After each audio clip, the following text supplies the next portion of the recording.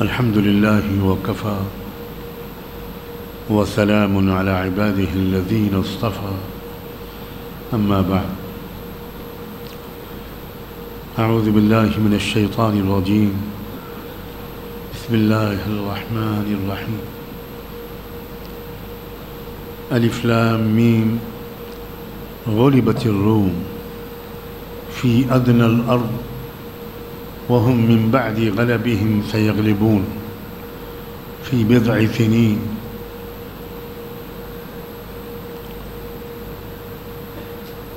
ويومئذ يفرح المؤمنون بنصر الله ينصر من يشاء سبحان ربك رب العزة عما يصفون وسلام على المرسلين والحمد لله رب العالمين اللهم صل على سيدنا محمد وعلى آل سيدنا محمد وبارك وسلم اللهم صل على سيدنا محمد وعلى آل سيدنا محمد وبارك وسلم اللهم صل على سيدنا محمد وعلى آل سيدنا محمد وبارك وسلم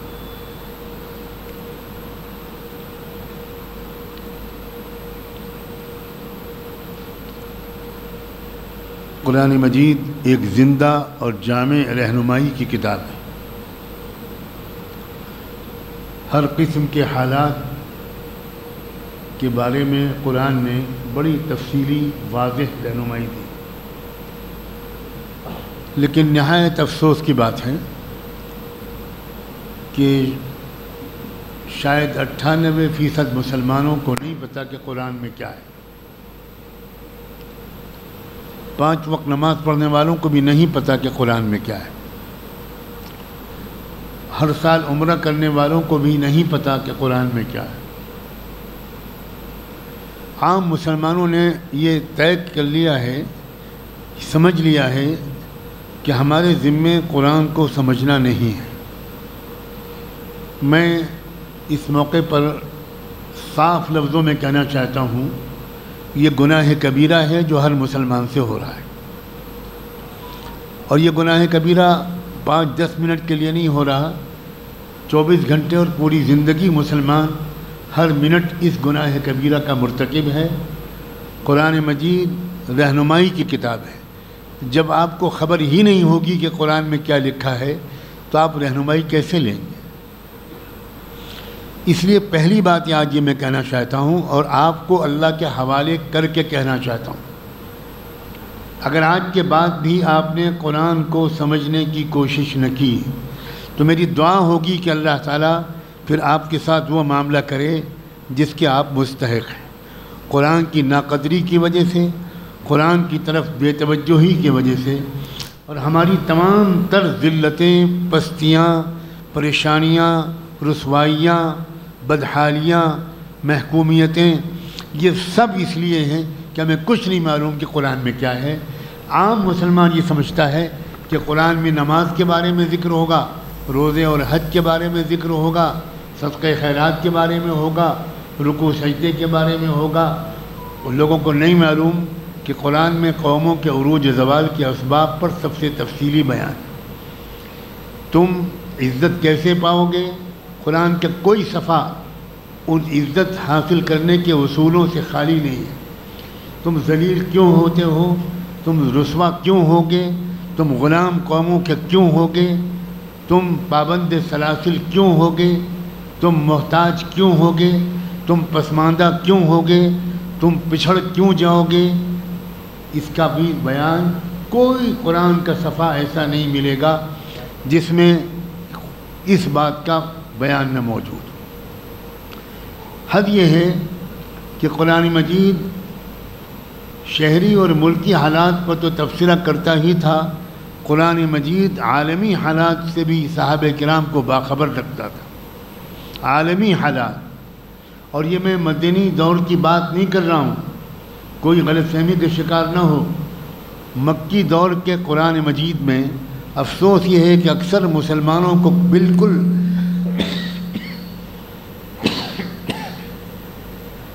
اس بات کا علم نہیں ہے کہ قرآن مجید نے کیسی جامع تربیت کی تھی مسلمانوں کی. جن مسلمانوں کو آپ بدو سمجھتے ہیں، جن مسلمانوں کو آپ دیہاتی صحابی سمجھتے ہیں، وہ ہمارے آج کے انٹلیکچوئلوں کے مقابلے میں، انٹلیکچوئلس کے مقابلے میں، دانشوروں کے مقابلے میں کروڑوں گنا زیادہ بڑے دانشور تھے، جو اپنا نام لکھ نہیں پڑھ سکتے تھے. وہ دنیا کے سپر پاورز کے حال اور مستقبل کے بارے میں جانتے تھے، اس لیے کہ اللہ ان کو براہ راست بتاتا تھا. اس وقت دنیا کی دو بڑی سپر پاورز تھیں، ایک پرشین امپائر، ایک رومن امپائر، اور دونوں کے درمیان ہمیشہ طاقت کی رساکشی ہوا کرتی تھی. اللہ کے رسول صلی اللہ علیہ وآلہ وسلم کی زندگی میں مکی دور میں ایک جنگ ہوئی، بہت بڑی جنگ ہوئی ان دونوں بڑی طاقتوں کے درمیان. ان دونوں بڑی طاقتوں کا عرب سے کوئی تعلق نہیں تھا، مکہ مدینے اور جزیرہ عرب سے کوئی تعلق نہیں تھا. مکہ مدینے سے دور دوسرے ملکوں میں ان کی جنگ کا میدان سجا تھا.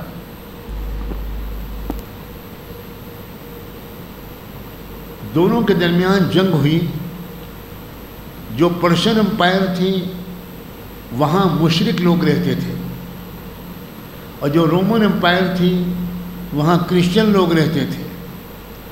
مکہ مکرمہ میں صحابہ کرام کی یہ دلی تمنا تھی کہ رومن امپائر والے جیت جائیں اس جنگ میں، تاکہ اہل کتاب جیتیں، نبیوں کو ماننے والے جیتیں، آخرت پر یقین کرنے والے جیتیں، اور ایک اللہ کو رب ماننے والے جیتیں، شرک والے نہ جیتیں.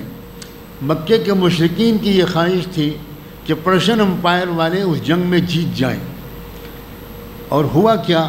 مکے والوں کی خواہش کے مطابق، صحابہ کرام کی خواہش کے برعکس جنگ کا نتیجہ یہ نکلا کہ پرشین امپائر والے جیت گئے جو مشرک تھے، اور رومن امپائر والے ہار گئے جو کہ اہل کتاب تھے. صحابہ کرام کو ذرا اس سے تھوڑی مایوسی ہوئی. مکے کے مشرکین نے چڑھانا شروع کیا اور یہ کہا یہ انڈیکیٹر ہے، جس طرح وہاں مشرک بت پرست جیتے ہیں ویسے ہی یہاں مکے میں بھی ہمارے تمہارے مقابلے میں ہم جیتیں گے اور تم ہارو گے. اللہ نے صحابہ کرام کی رہنمائی کے لیے، حالات حاضرہ سے ان کو باخبر کرنے کے لیے، مستقبل میں اللہ کا منصوبہ کیا ہے اس سے باخبر کرنے کے لیے ایک سورت اتاری، سورہ روم. اس کی پہلی آیت میں نے آپ کو پڑھ کر سنائی تھی، الف لام میم غلبت الروم. رومی شکست کھا گئے. فی ادنی الارض، تمہارے ملک سے قریبی ملک میں شکست کھا گئے. وَهُمْ مِنْ بَعْدِ غَلَبِهِمْ سَيَغْلِبُونَ. لیکن اس شکست کے بعد اب دوبارہ جو جنگ ہوگی ان دونوں ملکوں اور طاقتوں کے درمیان، تو اس میں اب رومن امپائر کو فتح ملے گی، اور یہ جو فتح ہوگی یہ اگلے 6-7-8 سال کے اندر یہ فتح ہو جائے گی. وَيَوْمَئِذٍ يَفْرَحُ الْمُؤْمِنُونَ. اور اس دن ایمان والوں کو خوشی ہوگی. ذرا غور کریں، یہاں کفر و ایمان والوں کا مقابلہ نہیں ہو رہا ہے. ایمان والوں کی خوشی کی وجہ سے صحابہ کو خوشی ہوگی یہ نہیں کہا جا رہا ہے، بلکہ کم درجے کے دشمن، ہلکے درجے کے دشمن وہ کامیاب ہو جائیں گے. وہ ہلکے درجے کے مخالف جو بت پرستوں کے مقابلے میں، مورتی پوجا کرنے والوں کے مقابلے میں، ستاروں کی پوجا کرنے والوں کے مقابلے میں ہلکے درجے کے مخالف ہیں، وہ جیت جائیں گے تو اس سے تم کو خوشی ہو. وَيَوْمَئِذٍ يَفْرَحُ الْمُؤْمِنُونَ بِنَصْرِ اللَّهِ. اللہ کی مدد کی وجہ سے ایمان والوں کو خوشی ہوگی، اور اللہ جس کو چاہتا ہے غالب کرتا ہے، جس کو چاہتا ہے مغلوب کرتا ہے. جب رسول اللہ صلی اللہ علیہ وآلہ وسلم کے صحابہ کرام اللہ کے رسول کے اشارے پر مکے کے ظلم و ستم سے نکل کر حبشے گئے تھے، افریقہ کے مشہور ملک میں، جہاں کا بادشاہ نجاشی، سب جانتے ہیں اس کے واقعے کو، سن چکے ہیں. نجاشی مسلمان نہیں ہوا تھا اس وقت تک. اللہ کے رسول کی رسالت کے بعد بھی وہ اس وقت تک جس وقت تک کا واقعہ میں بیان کر رہا ہوں وہ ایمان نہیں لایا تھا. اس نجاشی کے ملک پر پڑوس کے ایک ملک نے حملہ کر دیا اور وہ سمندری جنگ تھی. صحابہ کرام کا کوئی تجربہ سمندری جنگ کا نہیں تھا، مگر حضرت جعفر کی کمانڈ میں، حضرت جعفر کی قیادت میں صحابہ کرام جو ہجرت کر کے گئے تھے، کوئی ان کا ملک نہیں تھا، کوئی طاقت نہیں تھی، کوئی پارٹی نہیں تھی، کوئی آرگنائزیشن نہیں تھی، لیکن صحابہ منظم لوگ تھے. انہوں نے باقاعدہ اس غیر مسلم حکومت کے حق میں میدان جنگ میں اترے، سمندری جنگ کا پہلا تجربہ کیا اور اللہ نے نجاشی کو فتح نصیب فرمایا. اس کا مطلب یہ ہے کہ کبھی ایسے حالات بھی آ سکتے ہیں کہ دو غیر مسلم طاقتیں آپس میں ٹکرائیں، نہ ادھر ایمان والے نہ ادھر ایمان والے، لیکن ایک طرف ایمان والے شدید ظالم، دہشت گرد، آتنکوادی، بے رحم، قانون کی دھجیاں اڑانے والے، دستور کا مذاق اڑانے والے، دستور کو بدل دینے کا نعرہ لگانے والے، مسجدوں کو گرانے والے، مدرسوں کو منہدم کرنے والے، بلڈوزر چلانے والے، نوجوانوں کو جیلوں میں ٹھوس دینے والے، لڑکیوں کو جیلوں میں ٹھوس دینے والے، لاٹھیاں برسانے والے، ہڈیاں توڑ دینے والے. ایک طرف وہ لوگ ہوں، دوسری طرف غیر مسلم تو ہوں، مگر وہ اس درجے کے دشمن نہ ہوں، اس درجے کے مخالف نہ ہوں، بلکہ حالات نے اور ان کی اپنی مصلحتوں نے ان کو اس دہشت گردی کے راستے سے مخالف علاقے سے کھڑا کر دیا ہو. اس وقت مسلمانوں کا یہ قومی فریضہ ہوتا ہے، یہ دینی فریضہ ہوتا ہے، یہ ملی فریضہ ہوتا ہے، یہ قرآنی فریضہ ہوتا ہے، یہ وطنی فریضہ ہوتا ہے، یہ انسانی فریضہ ہوتا ہے کہ وہ پوری طاقت لگا کر کم درجے کے دشمن، کم درجے کے مخالف، غنیمت قسم کے لوگ، قانون کے خلاف جا کر دہشت گردی پھیلانے والے لوگوں کا ساتھ نہ دیں، بلکہ ان کو کمزور کرنے کے لیے ہر ممکن ذریعہ قانون کے مطابق استعمال کریں. اسلام کا زور اس بات پر ہے کہ کوئی غلط بات دیکھو تو تماشائی مت بنو، اس غلط صورتحال کو بدلنے کی کوشش کرو. من رأى منکم منکرا فلیغیرہ بیدہ، جب تم میں سے کوئی منکر دیکھے تو اس کو بدلے. ہمارے درمیان منکر کا جب لفظ آتا ہے تو کوئی چھوٹی داڑھی کو منکر مان لیتا ہے، کوئی ٹی وی کو منکر مان لیتا ہے، کوئی بے پردگی کو منکر مان لیتا ہے، کوئی موبائل کے غلط استعمال کو منکر مان لیتا ہے. منکر ہر وہ صورتحال ہے. اس وقت ملک میں سب سے بڑا منکر یہ ہے کہ ایک ایسی طاقت برسر اقتدار ہے اور اپنی طاقت کو بڑھانے کی کوشش کر رہی ہے جو توحید والوں سے توحید کو چھیننے کا پروگرام رکھتی ہے، جو کلمے والوں سے کلمے کو چھین لینے کا پروگرام رکھتی ہے، جس کا یہ منشور ہے، جس کا یہ مینیفیسٹو ہے، جس کا یہ منصوبہ ہے، جس کا یہ علانیہ پروگرام ہے کہ اس ملک میں مسلمانوں کو اسلام پر عمل کرنے کی اجازت جو تھوڑی بہت اب تک تھی وہ ختم کر دی جائے گی. مدرسے بند ہوں گے، نوجوان مسلمانوں سے جیل بھر جائیں گے اور لڑکیوں کی بے عزتی ہوگی، عزت و آبروی لوٹی جائے گی، حجاب پر پابندی لگے گی. کوئی خاتون، میری اور آپ کی کوئی بیٹی اور بہن، وہ حجاب اور حیا کے ساتھ کسی سرکاری دفتر میں نہیں جا سکے گی. اس کا پاسپورٹ جب تک اس کا سر ننگا نہ کیا جائے، اس کا چہرہ نہ کھولا جائے، وہ نہیں بنے گا. ان سارے قوانین کا ڈرافٹ بن کر تیار ہے. میں ہوائی بات کرنے والے لوگوں میں اللہ کے فضل سے نہیں ہوں. میں نے اس دستور کے کچھ اوراق کا بھی مطالعہ کر لیا ہے جو نیا دستور بنا ہوا تیار رکھا ہے.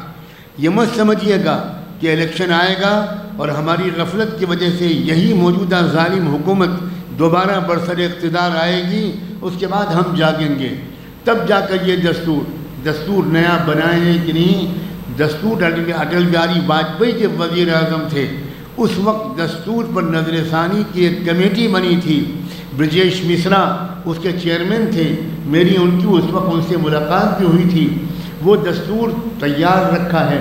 اس دستور کے مطالعے سے رونگٹے کھڑے ہو جاتے ہیں.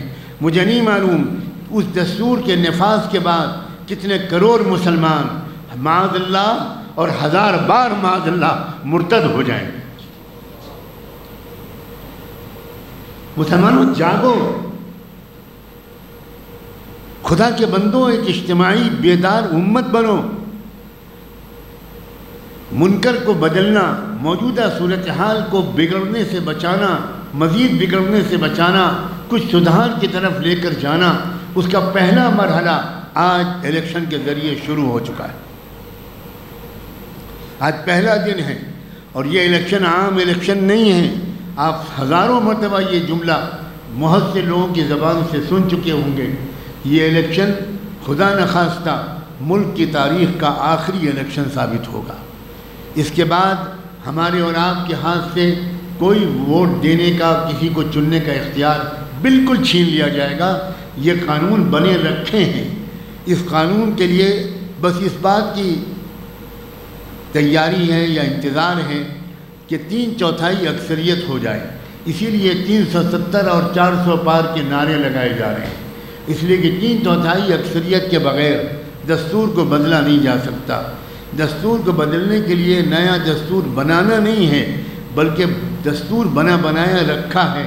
اتنی طاقت حاصل کرنی ہے کہ اس کو نافذ کر دیا جائے. ایک ووٹ ڈالنے میں مسلمان سستی کرتا ہے.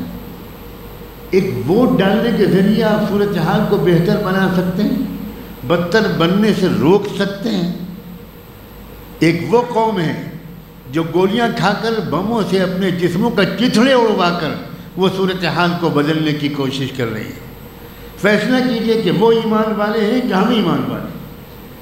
آپ کو معلوم ہوگا، نہیں معلوم ہوگا، گزشتہ سال جنگ کے دوران 6 مہینے 6.5 مہینے سے فلسطین بموں کی زد میں ہے، گولیوں کی بوچھاروں کی زد میں ہے. اور ان بموں اور گولیوں کے درمیان فلسطین میں 36,000 لڑکیاں حافظ قرآن ہوئی ہیں. ہم ایمان والے ہیں کہ وہ ایمان والے ہیں؟ کبھی موازنہ کیجئے اپنے ایمان کا. کہاں یقین ہے ہمارا؟ کتنے ڈرپوک، کتنے بزدل، کتنے راہ فرار اختیار کرنے والے ہم چند دن کی جیل سے ڈر رہے ہیں. اور ان کا حال یہ ہے کہ وہاں کی کوانی بچیاں حافظ قرآن بن رہی خیموں میں، اس خیمے سے اس خیمے میں. رات میں اعلان ہوتا ہے بھاگو یہاں سے، ادھر جاؤ، یہاں حملہ ہونے والا ہے. وہ بیچاری بھاگتی ہیں اور لے کر سب سے پہلے کیا چیز لے کر نکلتی ہیں؟ میرا قرآن نہ چھوٹ جائے، میرا قرآن نہ چھوٹ جائے. بھارت کے مسلمانوں اپنے ایمان کی فکر کرو. آخری اسٹیج پر پہنچ گیا ہے کفر و اسلام کا مقابلہ ہمارے ملک میں. شرک و توحید کی جنگ جو بہت عرصے سے جاری تھی، وہ اب اپنے آخری فیصلہ کن اسٹیج میں ہے. آپ کی داڑھی، آپ کا کرتا پاجامہ اور ٹوپی یہ اس بات کی علامت کافی نہیں ہے کہ آپ ایمان والے ہیں. اللہ تعالیٰ آئندہ آنے والے دنوں میں دیکھے گا کون ایمان والا ہے.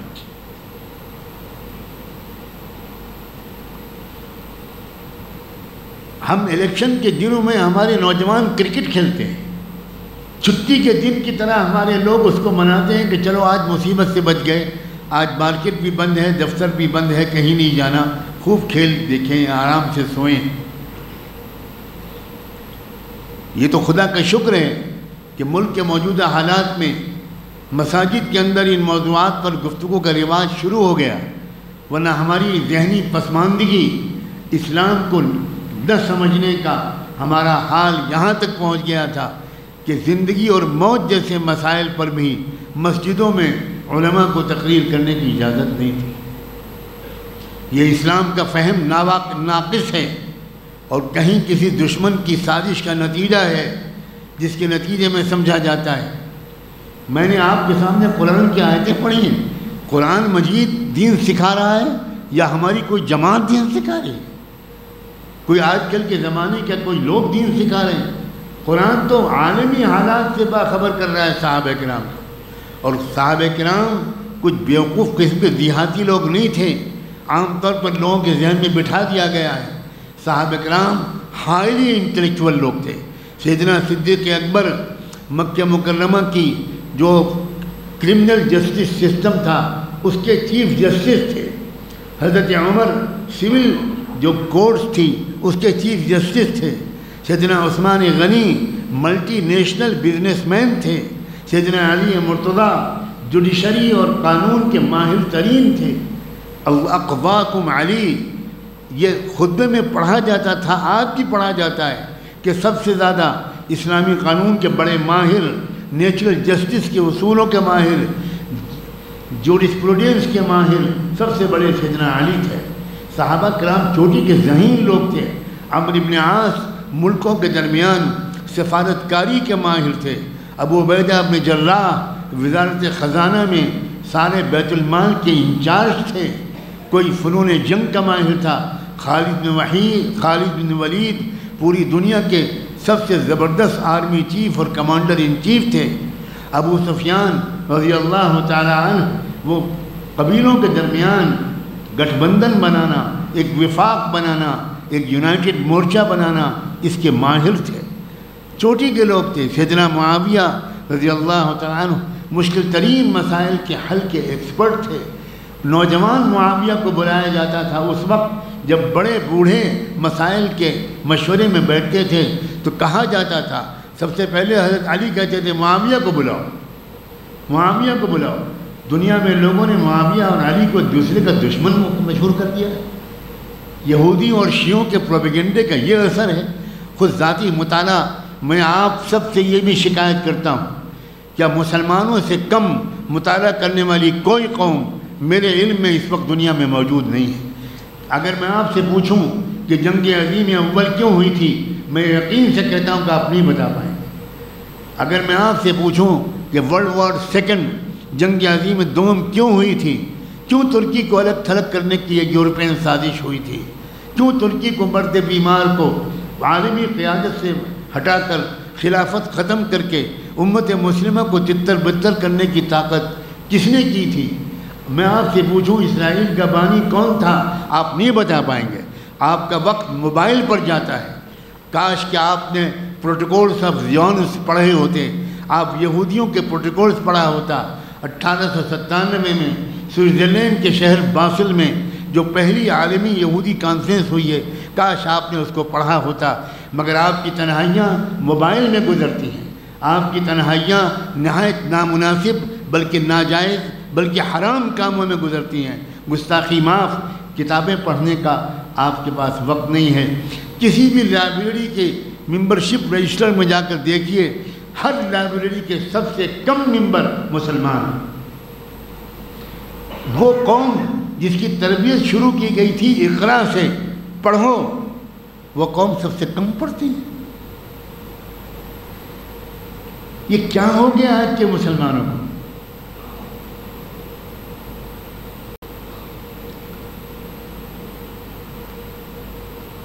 اللہ تعالیٰ نے رات کے اندھیروں سے صبح روشن نکالنے کی جو سنت قائم کی ہے، ایسے حالات ملک میں اچانک پچھلے 3-4 مہینے میں بنے ہیں، اور پچھلے 1 مہینے میں خاص طور پر، کہ ساری ایجنسیاں یہ خبر دے رہی ہیں حکومت کو کہ آپ الیکشن ہار رہے ہیں. پورے ملک کے اندر غیر مسلم سماج کی بہت بڑی بڑی سوشل یونٹس، سماجی اکائیاں بی جے پی جیسی دہشت گرد جماعت کے خلاف کھڑی ہو گئی ہیں. ملک میں کسان، شاید ایک کسان کا ووٹ بھی بی جے پی کو نہ ملنے پائے. مزدور ان کے خلاف کھڑے ہو گئے ہیں. جاٹ برادری جو پورے ملک میں پھیلی ہوئی ہے، خاص طور پر شمالی ہندوستان میں، پوری جاٹ برادری 100% اس نے حلف اٹھا لیا ہے کہ کسی قیمت پر بھی ہم بی جے پی کو نہیں آنے دیں گے. وہ ٹھاکر برادری جس سے زیادہ مضبوط سپورٹر ان دہشت گردوں کا کوئی نہیں تھا، انہوں نے ایک زلزلہ برپا کر دیا ہے. ایک ٹھاکر برادری کی پنچایتیں یو پی میں روزانہ ہو رہی ہیں. ہر پنچایت میں 80,000، 1 لاکھ، 1.5 لاکھ لوگ خارج ہو رہے ہیں. اور ان ٹھاکروں کی ایک عجیب رسم ہے کہ جب کوئی بات ان کو کہنی ہوتی ہے یقین کے ساتھ، کوئی حلف اٹھانا ہوتا ہے، کوئی قسم کھانی ہوتی ہے، تو وہ اپنے ساتھ ایک لوٹا لاتے ہیں اور اس لوٹے میں نمک ڈالتے ہیں.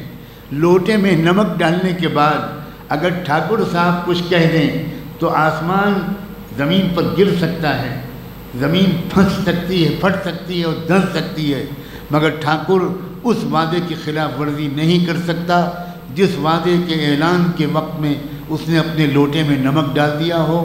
پچھلے 10 دن سے یو پی میں کہیں 50,000 کہیں لاکھ کہیں 1.5 لاکھ کانفرنس ٹھاکروں کے جلسے ہو رہے ہیں، جس میں پورے ملک سے ٹھاکر برادری آ رہی ہے، اور وہ اعلان کر رہے ہیں کہ کسی قیمت پر ہم بی جے پی کو واپس اقتدار میں نہیں آنے دیں گے۔ غافل اگر ہیں تو آپ لوگ ہیں۔ بہت صاف لفظوں میں کہنا چاہتا ہوں، جتنے پڑھے لکھے اتنے ہی غافل، جتنے پڑھے لکھے اتنے ہی مست، جتنے بڑے ریٹائرڈ آفیسر اتنے ہی اپنے ایئر کنڈیشن میں بیٹھے ہوئے لوگ۔ اللہ کے بندو، اپنا کردار ادا کرو، اس ملک کو ایک جہنم کی طرف جانے سے روکو۔ الحمدللہ روکنا ممکن ہو گیا۔ بڑے بڑے تحقیقاتی ادارے وہ سروے کر کے اپنی رپورٹ شائع کر رہے ہیں۔ کوئی کہہ رہا ہے کہ بی جے پی 200 سیٹوں سے آگے نہیں بڑھ سکتی، کوئی کہہ رہا ہے 180 سیٹوں سے آگے نہیں بڑھ سکتی۔ یہ فضا اللہ تعالیٰ بدل رہے ہیں۔ ہمارے حضرت مولانا ابوالحسن علی ندوی رحمۃ اللہ علیہ فرمایا کرتے تھے، میں نے اپنے کانوں سے ان کو یہ بات کہتے ہوئے 10 بار سنا ہے کہ انڈیا کے مسلمانوں کے ساتھ اللہ تعالیٰ کا کچھ ایسا معاملہ ہے کہ جب بالکل دروازے بند ہونے لگتے ہیں، راستے بند ہو جاتے ہیں اور مسلمان گر جاتا ہے، اچانک اللہ تعالیٰ من حیث لا یحتسب ایسے راستے نکال دیتا ہے کہ مسلمانوں کو مزید مہلت مل جاتی ہے۔ لیکن ہم اس مہلت سے فائدہ نہیں اٹھاتے۔ ہمیں 5 سال کی مہلت ملتی ہے اور ہم 5 سال تک غافل رہتے ہیں۔ کوئی ایسی طاقت بنانے کی کوشش نہیں کرتے جو ایماندار ہو، جو ملک کے اندر آزادی رائے کی ضامن ہو، جو ہر ایک کو آزادی دے، جو ہندوؤں کو آزادی دے، جو کسانوں کو آزادی دے، جو مزدوروں کو آزادی دے، جو نوجوانوں اور یوتھ کو آزادی دے، جو عورتوں کو آزادی دے، جو غریبوں کو ان کا وقار دے، ان کی عزت دے۔ میڈیا کے جھوٹے پروپیگنڈے سے ہرگز گمراہ نہ ہوئیے گا، ہرگز دھوکے میں نہ آئیے گا۔ 100% جھوٹ بول رہا ہے یہ میڈیا۔ سوشل میڈیا پر بہت سے چینل سچی حقیقتیں گراؤنڈ زیرو سے نشر کر رہے ہیں۔ کیا صورتحال ہے پنجاب کی، کیا صورتحال ہے ہریانہ کی، کیا صورتحال ہے راجستھان کی، کیا صورتحال ہے مہاراشٹر کی، کیا صورتحال ہے یو پی اور بہار کی، کیا صورتحال ہے بنگال کی۔ تقریباً ان سب ریاستوں سے میرا مستقل رابطہ قائم ہے، اور میں اپنی کمزور صحت کے باوجود، جس کے لیے دعا کی درخواست کر رہا ہوں، میں مارا پھر رہا ہوں پورے ملک میں، ہر ملک کے ہر اہم علاقے میں جا کر قوموں کو جوڑ رہا ہوں، صرف مسلمانوں کو نہیں۔ میرا رابطہ اللہ کا شکر ہے تھوڑا بہت غیر مسلموں کی مختلف اکائیوں کے قائدین سے بھی ہے، ان کے عوام سے بھی ہے، ان کے نوجوان بچوں اور بچیوں سے بھی ہے۔ وہ اگر زخمی ہوتے ہیں تو میں ان کی عیادت کے لیے جاتا ہوں، وہ اگر بیمار ہوتے ہیں تو ان کی مزاج پرسی کے لیے جاتا ہوں، وہ اگر ضرورت مند ہوتے ہیں تو ان کی امداد کروانے کی کوشش کرتا ہوں۔ یہ ہم ایک مسلمان کی حیثیت سے ہم سب کا فرض ہے۔ یہ تو ہمارا طرز زندگی ہے کہ ہمارا کوئی رابطہ غیر مسلموں سے نہیں ہے سوائے اپنے ذاتی کام کے۔ ذاتی کام کے لیے خوب رابطہ ہے اور اس میں خوب خوشامد ہے اور اس میں خوب نمستے اور نمسکار کا تبادلہ ہے، لیکن قومی مقصد سے، ملی مقصد سے، وطن کی سلامتی کے لیے، ملک کو ان دہشت گردوں اور آتنکوادیوں سے بچانے کی غرض سے، ان خود غرضوں سے بچانے کی غرض سے ہمارا کسی سے کوئی رابطہ نہیں ہے۔ یہ امت مسلمہ کا کردار نہیں، ہرگز یہ مسلمانوں کا کردار نہیں۔ آپ سے میری گزارش ہے اپنی گفتگو کے آخر میں کہ آپ اس وقت اپنے پڑوسیوں سے، اپنے محلے کے لوگوں سے، اپنے علاقے کے لوگوں سے رابطہ قائم کیجیے، اپنا ووٹر آئی ڈی مضبوطی سے بنوائیے، 100% لوگ ووٹ ڈالنے کے لیے نکلیں۔ اور میں بہت زور دے کر کہنا چاہتا ہوں کہ اس قومی سمجھداری کو اپنی گھر کی عورتوں میں بھی پہنچائیے۔ بہت بڑا قصور ہے آپ کا، مسلمان مردوں کا، کہ اگر وہ خود علماء کی محنت کے نتیجے میں مہربانی کر کے ووٹ ڈالنے نکل بھی گئے تو ان کی گھر کی عورتیں نہیں جاتی، اور ان کی گھر کی عورتوں سے کوئی بات کرتا ہے تو وہ کہتے ہیں ہمارے شوہر اجازت نہیں دیتے۔ بازاروں میں گھومنے کی اجازت دیتے ہیں، رمضان میں 2 بجے رات تک عید کی تیاری اور شاپنگ کی اجازت ملتی ہے، شادی کے محفلوں میں لاکھوں کروڑوں خرچ کرنے اور بے پردگی اور فوٹوگرافری کی اجازت رہتی ہے، لیکن ملک کو تباہی سے بچانے، مسجدوں کو شہید ہونے سے بچانے، مدرسوں کو ڈیمالش ہونے سے بچانے، بلڈوزر چلنے سے بچانے، نوجوانوں کو جیل میں ٹھوسے جانے سے بچانے کے لیے آپ کو بہت پردہ یاد آ جاتا ہے۔ آپ اپنے گھر کی عورتوں کو نہیں بھیجتے، 50% ووٹ نہیں پڑتے۔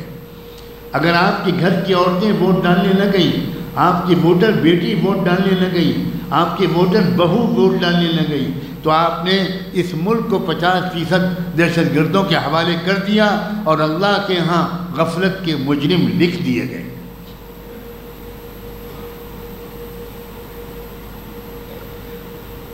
اپنے گھر کی عورتوں سے ابھی سے کہیے، ابھی میرے پاس حیدرآباد شہر کی کچھ معزز خواتین آئی تھیں، بعض اس میں سے وکلاء بھی ہیں، انہوں نے اس بات کے خاص طور پر مجھ سے ایک فرمائش کی کہ ہم بہت پریشان ہو رہے ہیں، گھر گھر جا کر ووٹروں کی بیداری کے سلسلے میں، ووٹ ڈالنے کی بیداری کے سلسلے میں جب خواتین سے بات کرتے ہیں تو خواتین 90% کہتی ہیں ہمارے شوہروں کی طرف سے اجازت نہیں، ہمارا ووٹ ہے کہ نہیں ہم کو نہیں معلوم، اور ہمارے شوہر منع کرتے ہیں کہ تم سے ان چیزوں سے کوئی مطلب نہیں۔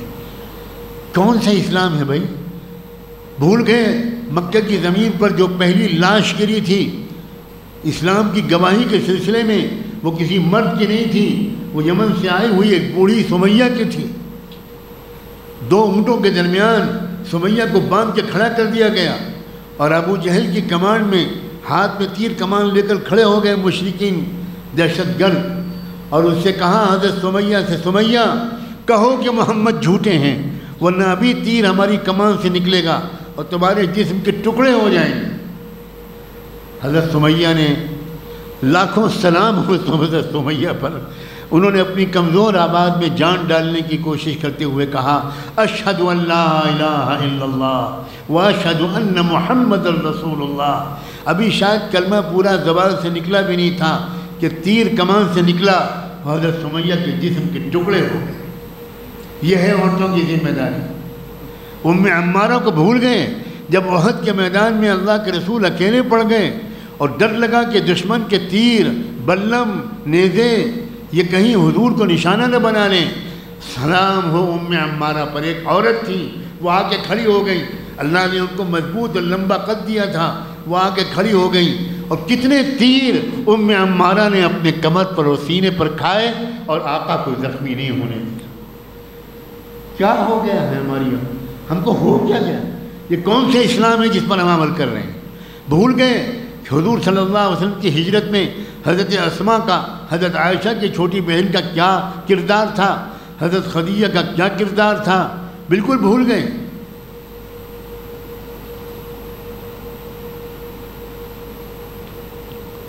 کتنی صحابیات تھیں جو جنگ کے میدان میں نکل پڑتی تھیں، آپ آگے بڑھ کے جنگ کرو، پانی پلانا، مرہم پٹی کرنا زخمیوں کی، یہ ہمارا کام تھا۔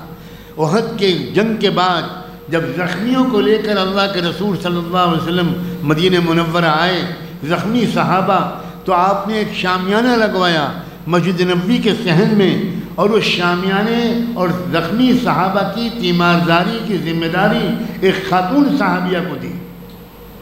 عورتوں کا برابر کا کردار ہے اسلام کی حفاظت میں، اسلام کی اشاعت میں، اسلام کی اقامت میں، حملوں کے مقابلے میں عورتوں کا برابر کا کردار۔ لیکن آپ نے اپنی عورتوں کو خدا جانے کیا بنا رکھا۔ فضول شادیوں کی محفلیں میں ضرور بھیجیں گے آپ، 2 بجے، 3 بجے، 4 بجے، 5 بجے صبح واپسی ہوگی۔ وہ شادیاں جس پر لعنت برستی ہے فرشتوں کی، جہاں کروڑوں کی فضول خرچیاں ہوتی ہیں، اور جہاں کی جن کی باراتیں راستوں سے گزرتی ہیں تو غریبوں کے گھر کی بیٹی وہ بیچاری تکیے میں منہ چھپا کر روتی ہیں، یتیم بچی دیوار میں سر چھپا کر سوتی ہے، کاش میرا باپ غریب نہ ہوتا، کاش میرا باپ زندہ ہوتا۔ تو کوئی بارات میرے گھر بھی آتی، مجھے بھی بیاہ کر لے جاتی۔ آپ ان باراتوں میں شریک ہوتے ہیں، ان ولیموں میں شریک ہوتے ہیں، ان عقیقوں میں شریک ہوتے ہیں۔ حیدرآباد سے زیادہ شادی خانے ملک کے کسی شہر میں نہیں ہیں، اور ہر شادی خانہ آباد ہے، اور ہر شادی خانے کو آباد کرنے والے اللہ کے ہاں مجرموں کی فہرست میں اپنا نام لکھوا رہے ہیں۔ آپ پیسہ خرچ کرتے وقت فلسطین کو بھول جاتے ہیں، آپ غزہ کو بھول جاتے ہیں، آپ زخمیوں کو بھول جاتے ہیں، آپ بیواؤں کو بھول جاتے ہیں، وہ یتیم بچے جن کے گوشت کے ٹکڑے ہو گئے۔ جس طرح آپ بقرعید میں گوشت بانٹتے ہیں، اس طرح وہاں کے ماں باپ اپنے بچوں کے گوشت کے ٹکڑے بٹور رہے ہیں۔ بے حسی کی انتہا ہے۔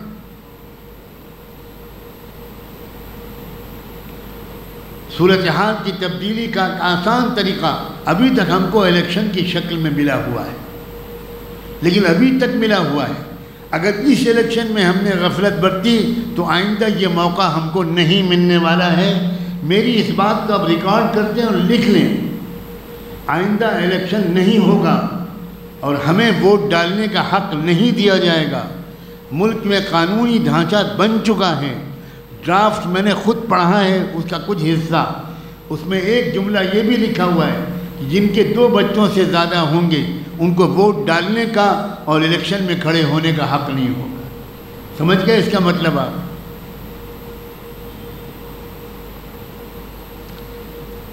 یہ تو میں شکر گزار ہوں مخدوم گرامی حضرت مولانا عبدالقوی صاحب دامت برکاتہ کا کہ انہوں نے حالات کی نزاکت کو دیکھتے ہوئے مجھے اس بات کی اجازت دی اور اس بات کے لیے مجھ سے کہا کہ آج کا جو موضوع ہو یہی موضوع ہونا چاہیے، ورنہ مجھے ہچکچاہٹ تھی کہ پتہ نہیں مسجدوں میں اس طرح کی باتوں کو کرنا کمال ہے۔ سارے مشورے اللہ کے رسول کے مسجد میں ہوتے تھے۔ مسجد میں آپ نے اتنا کھلی ماحول رکھا تھا کہ عیسائیوں کا وفد نجران سے، عیسائی پادریوں کا، فادرز، بشپس اینڈ کارڈینلز کا، ایک سینئر موسٹ مذہبی عیسائی رہنماؤں کا ایک ڈیلیگیشن مدینے آیا اللہ کے رسول سے بات کرنے کے لیے مذہب کے بارے میں، اسلام کے بارے میں۔ تو آپ نے ان کو اپنا مہمان بنایا۔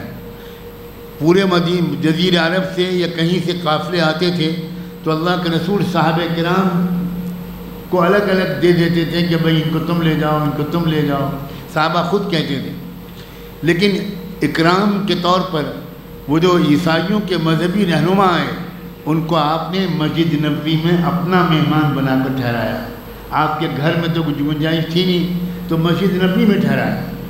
حد یہ ہے کہ جب گفتگو چل رہی تھی تو گفتگو کے دوران وہ مہمان جو تھے عیسائی پادری وہ تھوڑے پریشان نظر آنے لگے۔ آپ نے فرمایا کہ کیا بات ہے آپ بتائیں؟ تو انہوں نے کہا ہماری عبادت کا وقت آ گیا ہے، عیسیٰ اور مریم کی جو ہم عبادت کرتے ہیں وہ وقت آ گیا ہے، تو ہم یہی سوچ رہے ہیں کہ ہم کہاں وہ عبادت کریں۔ آپ نے فرمایا یہیں کریں۔ آپ کو شاید یقین نہیں آئے گا اور آپ شک کریں گے اس لیے کہ آپ کے کانوں میں یہ باتیں پڑھی نہیں۔